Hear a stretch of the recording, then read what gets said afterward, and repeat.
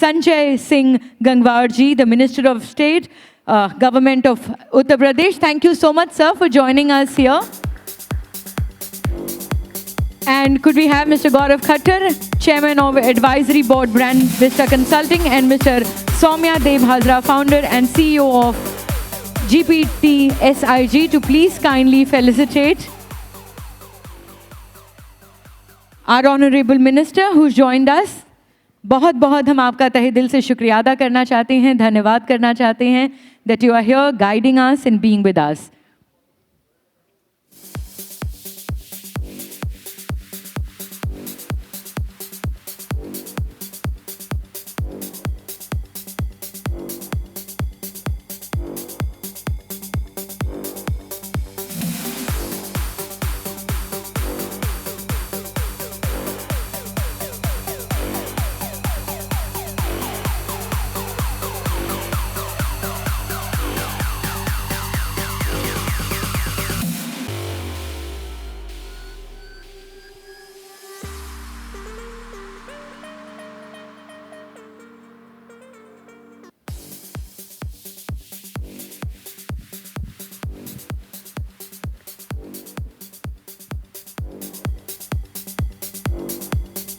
Sir, हम चाहते हैं कि आप चंद शब्द आज यहाँ इस मंच पे हमारे लिए कहें. Thank you so much.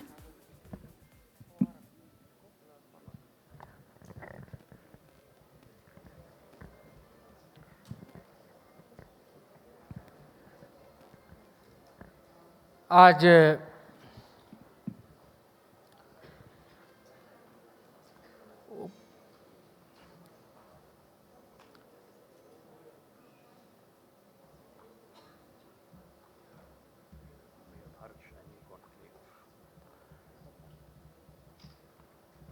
Bharat shining conclave के इस कार्यक्रम में आज मुझे आने का अवसर मेरे दोस्त के वजह से जो मुझे मिला, तो मैं अपने आप को बड़ा गौरवशाली मान रहा हूँ कि इतने पूरे देश के, और देश ही नहीं बल्कि कई कंट्री के लोग और भारतीय मूल के कई कंट्री में काम करने वाले मेरे सारे भारतीय, कई सारे कंट्रीज़ के एम्बेसडर्स भी यहाँ आए थे.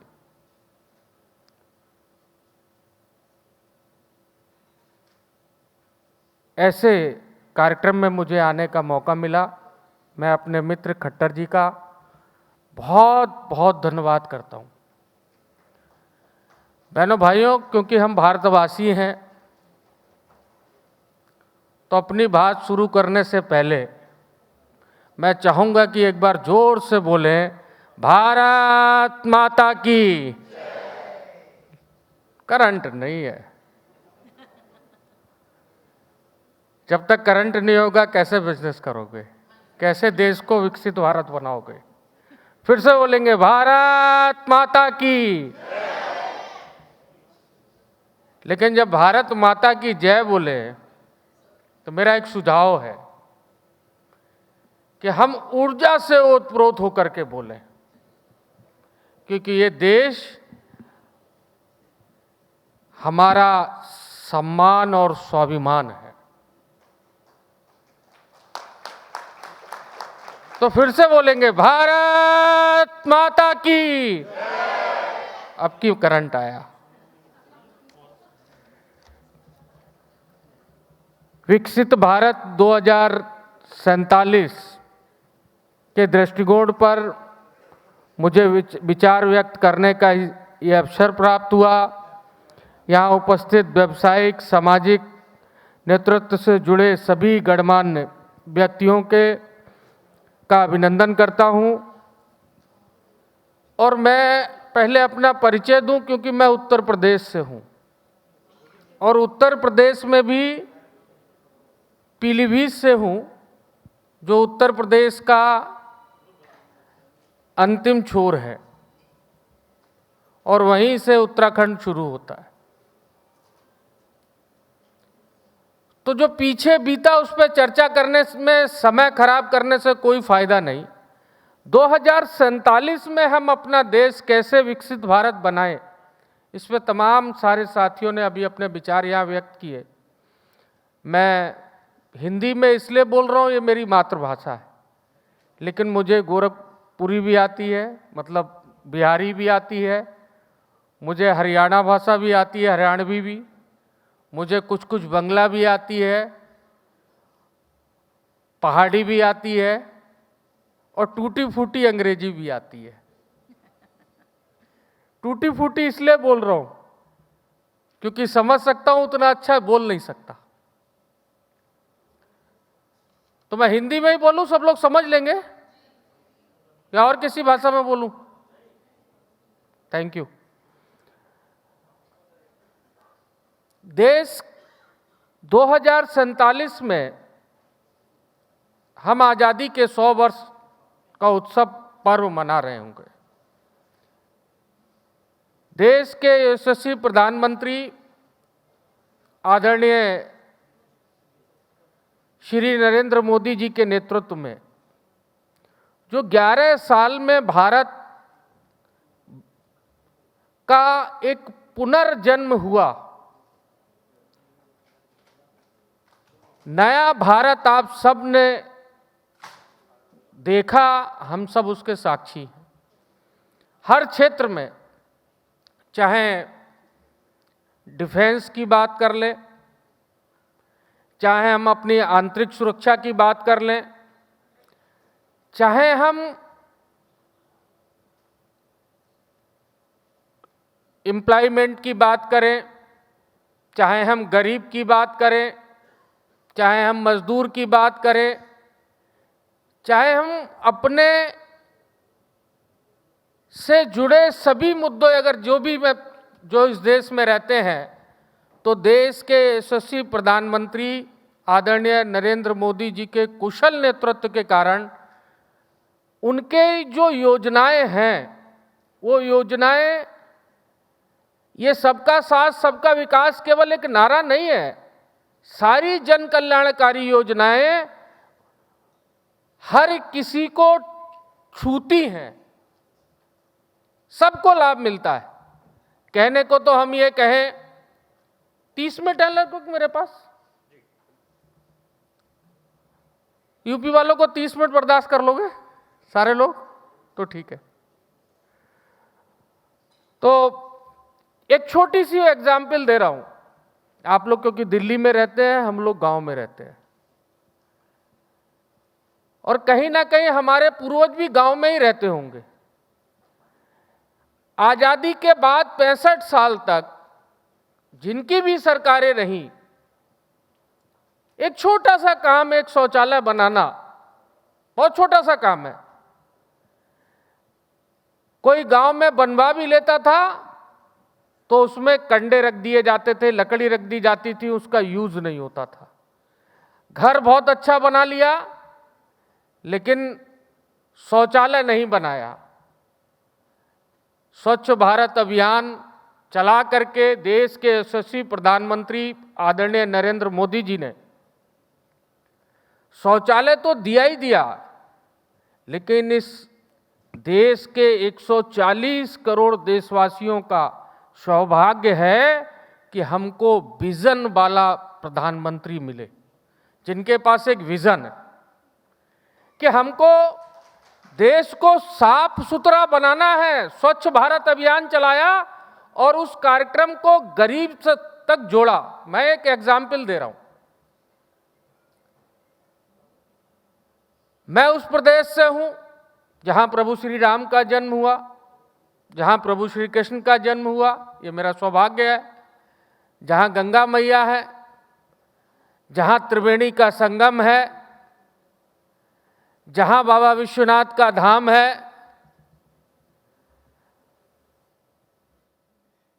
तो मैं कह सकता हूं कि अगर भारत की आत्मा है तो वो उत्तर प्रदेश है। उत्तर प्रदेश इसलिए भी भारत की आत्मा है कि उत्तर प्रदेश अपने आप में एक देश है। 25 करोड़ आबादी का प्रदेश, और मैं सभी जितने यहां हर क्षेत्र से जुड़े लोग हैं, मैं सभी को आमंत्रित करता हूं कि आप लोग उत्तर प्रदेश आइए।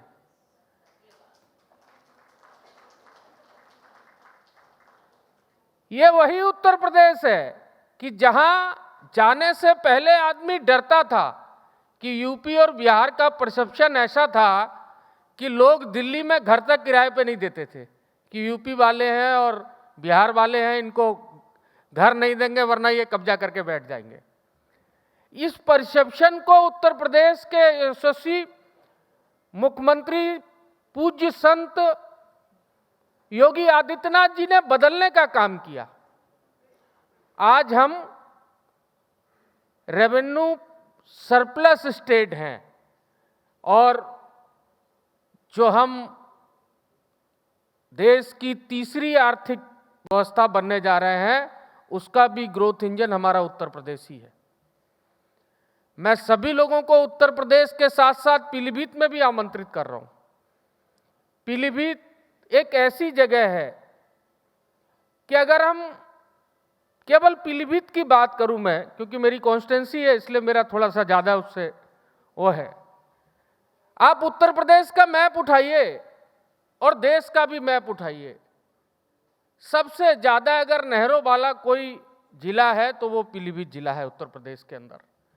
सबसे बड़ा जंगल हमारे पास है, टाइगर रिजर्व हमारे पास है। उस टाइगर रिजर्व में 74 टाइगर हैं और एक आपके सामने खड़ा हुआ है। तो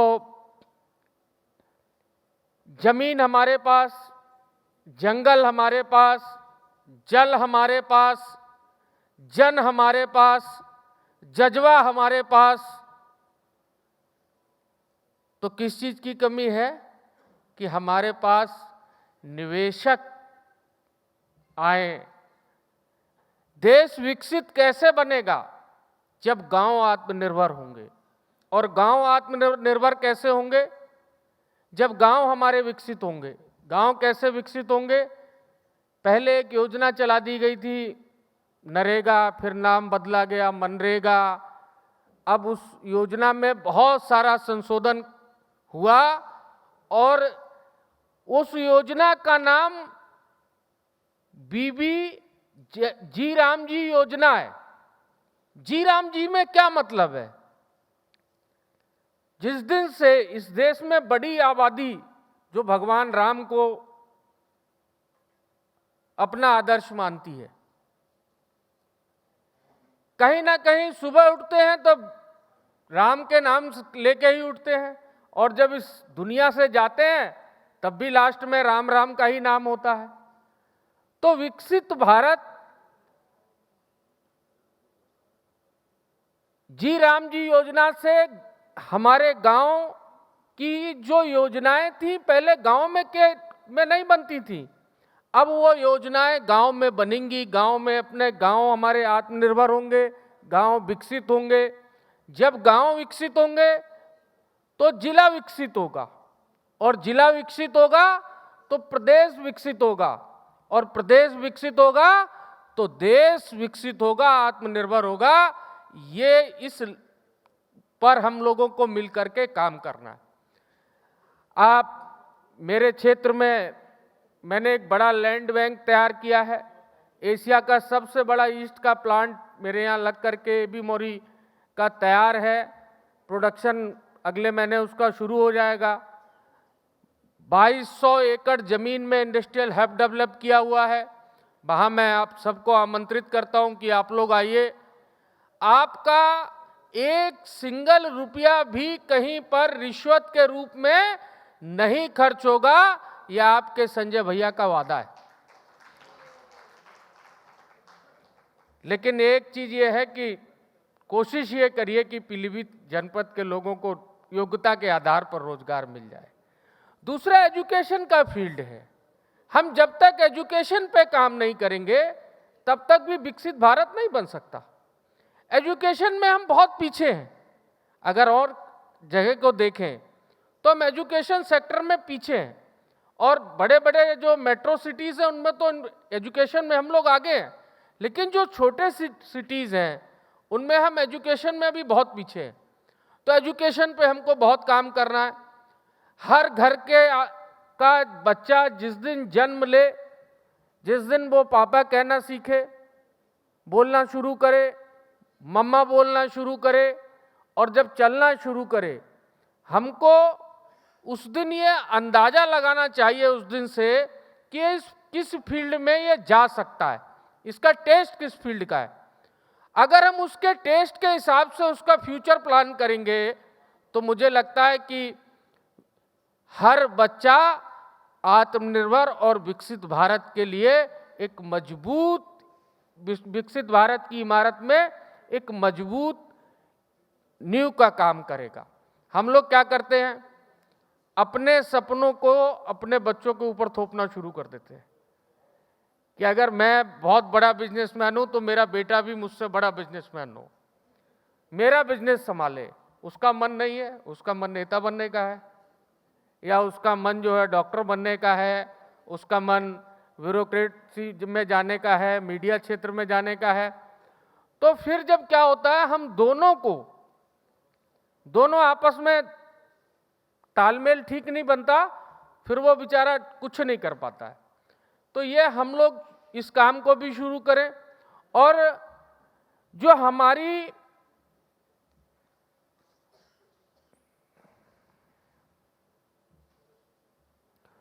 हमारी प्लानिंग है, आज उत्तर प्रदेश देश में सबसे ज़्यादा एयरपोर्ट वाला प्रदेश है। आज उत्तर प्रदेश देश में सबसे ज़्यादा एक्सप्रेसवे वाला प्रदेश है। आज उत्तर प्रदेश देश में सबसे ज़्यादा मेडिकल कॉलेज वाला प्रदेश है। आज उत्तर प्रदेश देश में हर जिले के एक व्यंजन का प्रसिद्ध करके उसको का भी प्रदेश है। और मैं बहुत ज़्यादा समय नहीं लूँगा, ब्रांड विस्टा कॉन्क्लेशन में आज जो भी ये काम कर रही है, ये अत्यंत सराहनीय कार्य है। सब लोगों को, इतने सारे लोगों को एक छत के नीचे ला करके जो आपने एक विकसित भारत के निर्माण में सहयोग दे रहे हैं, मैं उत्तर प्रदेश सरकार की ओर से आप सभी का बहुत अभिनंदन करता हूं, धन्यवाद करता हूं। और इस तरह के आयोजन होते रहने चाहिए। मैंने शुरू में ही बोला कि गौरव भाई अच्छे दोस्त हैं मेरे, कि जिन्होंने आज मुझे इतने सारे लोगों से मिलने का मौका दिया। तो मैं चाहूँगा कि आप लोग एक बार उत्तर प्रदेश आएँ। देश घूमा, दुनिया घूमी, अगर उत्तर प्रदेश नहीं घूमा तो आपने कुछ नहीं घूमा। आज उत्तर प्रदेश आप लोगों के लिए स्वागत के लिए तैयार है। मैं बहुत ज़्यादा ना कह करके बस इतना ही कहूँगा कि आप सारे लोग और मैं स्वयं, जब सरकार, इंडस्ट्रियलिस्ट और जनता के लोग मिल करके बोलना शुरू करते हैं और संकल्प ले लेते हैं कि 2047 तक से पहले विकसित भारत बन जाएगा, आत्मनिर्भर भारत बन जाएगा, क्योंकि बोलना एक सबसे अच्छी मार्केटिंग है। आदमी बोलने से ही आगे बढ़ता है। तो हम लोग इस काम को करें। एजुकेशन के क्षेत्र में अगर कोई भाई पीलीभीत आना चाहे, इंडस्ट्री लाना चाहे, मेरा नंबर खट्टर साहब के पास है। आप लोग सादर आमंत्रित हैं। उत्तर प्रदेश के अंदर किसी भी जिले में आप कहीं पर भी आएँ तो मुझे बड़ा अच्छा लगेगा कि आपका स्वागत मैं उत्तर प्रदेश की पावन धरा पे करूं।